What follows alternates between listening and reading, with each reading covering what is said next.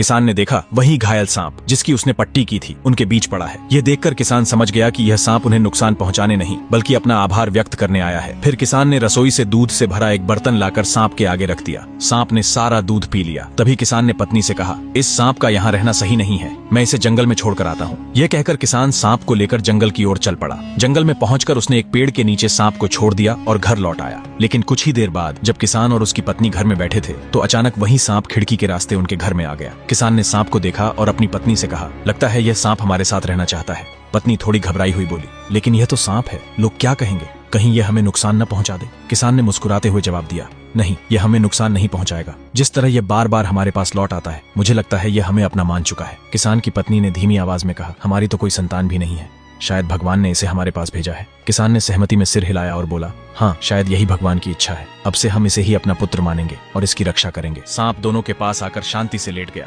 जैसे वह उनकी बात समझ गया हो। किसान और उसकी पत्नी की आंखों से खुशी के आंसू छलक पड़े।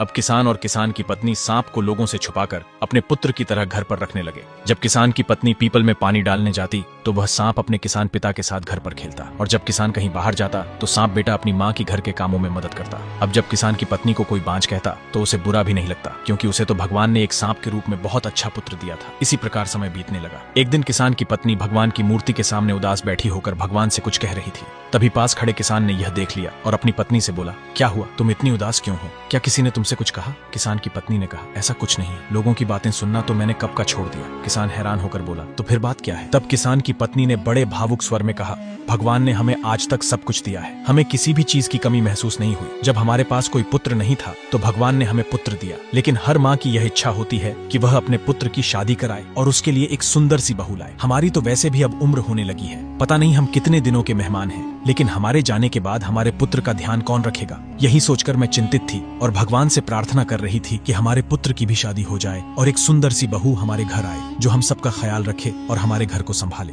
पत्नी की यह बात सुनकर किसान भी उदास हो गया और बोला, तुम सही कह रही हो, हमारे पुत्र की शादी होनी चाहिए और मैं अपने पुत्र की शादी जरूर कराऊंगा। यह कहकर किसान अपने कमरे में चला गया और मन ही मन सोचने लगा, कल मैं अपने पुत्र के लिए एक योग्य बहू ढूंढ कर लाऊंगा। यह सोचकर किसान सो गया और